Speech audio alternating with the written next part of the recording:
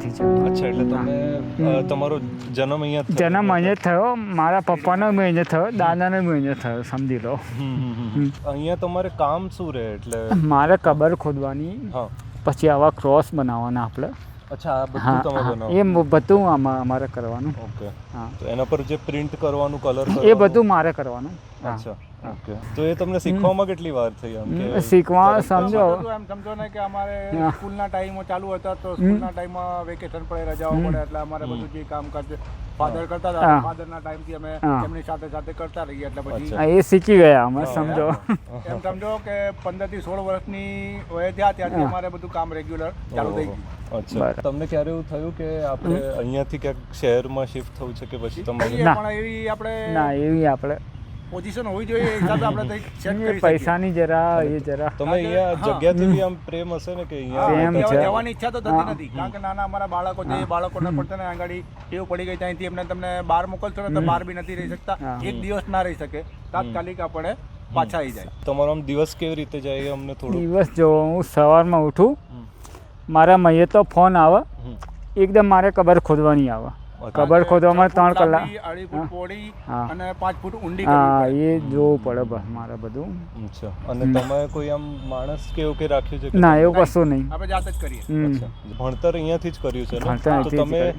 Degree લીધી કે પછી તમે ના, સ્કૂલ પછી નહીં લીધી ડિગ્રી. આપણે એટલું જાતે? બધું ખાસ નથી ભણ્યા. એટલું નહીં ભણ્યા. તમારા એવા કયા અનુભવ હતા કે એવા કયા વ્યક્તિ હતા તમારા જીવનમાં જેનાથી તમે કહી શકો કે તમે આજે જેટલું આવડે છે કે આજે જે 6 જીવનમાં એ શીખ્યા હતા? મારા પપ્પાનું સમજો તમે, મારા પપ્પાનું જ સમજો ખાલી તમે. બસ. એ મને શીખવાડીને ગયા. આ જે કઈ છે બરાબર, તમને બતાવું. આ ક્રોસ બનાવવાની આ એમને મને જ શીખવાડ્યું ખાલી. હા, મને શીખવાડ્યું ખાલી. એટલે આ તમારું હા, તમારું ડિગ્રી તમારો ડિગ્રી આ મારા પપ્પાએ મને શીખવાડ્યું ખાલી. એવો શોખ ખરો તમને કોઈ આના સિવાય તમે આમ પિક્ચરો જોવાનો કે ના, એવું આપણે બહાર ફરવા જવાનો? ના, એવું આપણે મારે કામ જ એવું હોય ને, મારે અહીંથી નીકળાય જ નહીં. અચ્છા, નીકળાય જ નહીં. તમે ત્રણેય ભાઈઓ મેરિડ ત્રણેય છો? ભાઈ મેરિડ છે. હા, અચ્છા. મોટો ભાઈ છે, એને એક બાબો ને એક બેબી છે. મારે 3 છે, 2 બેબી એક બાબો છે, હા, અને 2 બેબી છે. મારા બે ભાઈ. અને મેં અહીંયા જોયું કે તમે આમ એટલે 2-3 કૂતરા અને પછી આ મરઘી રાખી છે, તો એ તમને પહેલાથી આવી રીતે રાખવાનો શોખ છે? એ મારા મમ્મીનો શોખ છે. અચ્છા, મરઘી છે, કબૂતર બી છે. હા, કબૂતર બી છે, ઉપર જોજો તમે. કબૂતર બી છે. અચ્છા. તો પહેલા તો અમારે હરણ ને બધું હતું, પણ એ બધું નીકાળી કાઢ્યું હમણાં. ગાય હતી, બધું નીકાળી કાઢ્યું. બધું કાઢી નાખ્યું. તમારું આ કબ્રિસ્તાનની વચ્ચોવચ્ચ ઘર છે, હા. તો જે તમે ક્યાંક બીજે જે શહેરમાં રહેતા હોય એના કરતાં અહીંયાનું વાતાવરણ કેવી રીતે અલગ છે? કે આમ નથી અલગ, ખાલી બધાનું વહેમ છે? અરે અમને તો બહુ સારું લાગે છે. અરે છોકરાઓ રાતે 11-12 વાગ્યા સુધી અહીંયા એકલા રમે છે. બહુ સારું, એટલે અમને તો અચ્છા, ઉલટાનું તમને એવું લાગે કે શાંતિ સેફટી અમને તો લાગે છે. અચ્છા. સેફટી. પેલી સિટીના અંદર ગીચ વસ્તીમાં આપણે રહીએ, એટલે સમજો કે માની લો કે આપણા આડોશી પડોશી હોય, કોઈને આપણે બહાર મસ્તી કરતા હોય, બાળકો રમતા હોય, કોઈને ગમે ના ગમે, બબાલ થાય, ઝઘડા થાય, એ બધા કરતા આપણને અહીં ગાડી સુકૂન શાંતિ. આપણા બાળકો ગમે એ રીતે રમે, મસ્તી કરે, કોઈ જાતની તકલીફ નહીં, કોઈ બોલવા વાળું, રોકવા વાળું, ટોકવા વાળું નહીં. કશું નહીં. અરે વાહ. બહાર એવી વાતો થાય કે અહીંયા રાતે આમ ભૂત પ્રેત દેખાતા હશે, ના ના ના. તો તમારી ફેમિલીમાં ક્યારે કોઈને અરે આ છોકરાઓ શું કહું છું, રાતે 12 વાગ્યા સુધી બહાર જ ફરતા હોય છોકરાઓ બધા. બહાર તમે ગમે ત્યારે અડધી રાત્રે આવશો ને, તમને બહાર જ રમતા દેખાશે. અચ્છા, કશું એવું તમે ભૂત પ્રેતમાં માનો કે નહીં? હું નહીં, હું તો નહીં. તો આમ કોઈ કોઈ નહીં. એવી શક્તિ કે આમ? એવું કશું નહીં, એવું કશું નહીં. અચ્છા. હમ. ઓ, સરસ સરસ.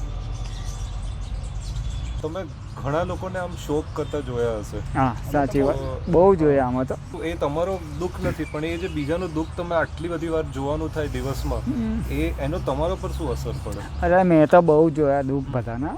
ક્રોસ લગાવવા આવે ને, હા, બધા લેડીઝોને એવું રોવું, હવે શું કરીએ આપણે? કેમ કે મારા પપ્પા બી છે નહીં, મેં મારા પપ્પાનું જોયું, હવે શું કરવું તમને? એ તમને આમ વધારે ટફ કરી દીધા છે કે તમે આમ? ના, હવે હું કંઈ એટલું ધ્યાન નહીં આપતો. હવે જરા એ તો બહુ થઈ ગયું, હવે મેં તો બહુ જોયું આવું બધું. જોઈને પેલા એ થઈ ગયા. હા, એ હવે હું કંઈ ધ્યાન નહીં આપતો એવું બધું. હૃદય થોડું મજબૂત કરી દીધું છે કે હવે આપણને પાછળથી કોઈ તકલીફ ના નહીં પડે. કોઈના દુઃખ જોઈને આપણે દુઃખી નહીં થવાનું, ઉપરથી સામેવાળાને આપણે દિલાસો દિલાસો આપવો જોઈએ. આપણે એક મૃત્યુની વાત કરીએ તો એના વિશે તમારો શું વિચાર છે કે આમ અમુક લોકો એનાથી બીતા હોય છે, અમુક લોકોને એવું થાય કે અમે હજી જીવીએ, પણ તમારો એ મૃત્યુ વિશે શું વિચાર છે? મૃત્યુ એટલે એક ભય છે.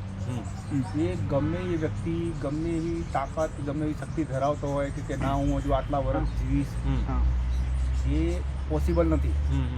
બીક એને પણ લાગે છે કે ચલો આજે આનો સમય છે તો કાલે મારો પણ આવશે, પણ એવું નથી કે એ કાલે નથી મરવાનો. એ તો ઉપરવાળાની મહેરબાની છે.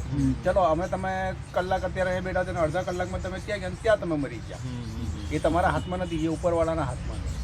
એવું છે. સુસાઇડ વાળા આવે, કંઈ સળગી ગયેલા આવે, એવું મેં હવે બહુ જોયું છે આવું બધું, પણ મેં આવું કશું નોટિસ નહીં કર્યું મેં બધું. મન પર નથી રાખતા. મન પર નહીં રાખતા. એ કામ આપણું કામ છે, એ કામ છે. આપણું કામ જ આ છે. તમે લોકો આમ એવું પેલું મૃત્યુ પછીનું જે જીવન આમ લોકો માને એમાં માનો છો કે એવું? ના, એવું નહીં એવું માનતા. કંઈ નહીં. અચ્છા. પણ અમુક જણ માને છે. અમુક જણ શું કંઈ ફાંસો ખાઈને મરી ગયા તો એક બે દિવસ રોજ આવે કબર. એવું આપણે કંઈ નહીં માનતા કે મારા પપ્પાની કબર અહીંયા જ છે, આ રીતે અમે જ છે. હું ફૂલ ચડાવવી નહીં જતો કબર. લો, કોઈ નથી જતો. કોઈ નહીં જતું. એમણે જ કીધેલું છે કે જે મરી ગયા એ પાછા નથી હા, આવતા. તો હું બી નહીં જતો પછી કબર. જીવનને જીવવા લાયક માટે શું બનાવે છે? ફેમિલી માટે આપણે જીવીએ છીએ, એ લોકો માટે આપણે કામકાજ કરીને આપણે એમના માટે એ લોકો આપણે જે આશા રાખીએ છીએ એ લોકોની ઈચ્છા આપણે પૂરી કરવા માટે આપણે છે. બીજું તો શું કરી શકીએ છીએ? જીવન જીવવા માટે આટલી વસ્તુ બહુ છે.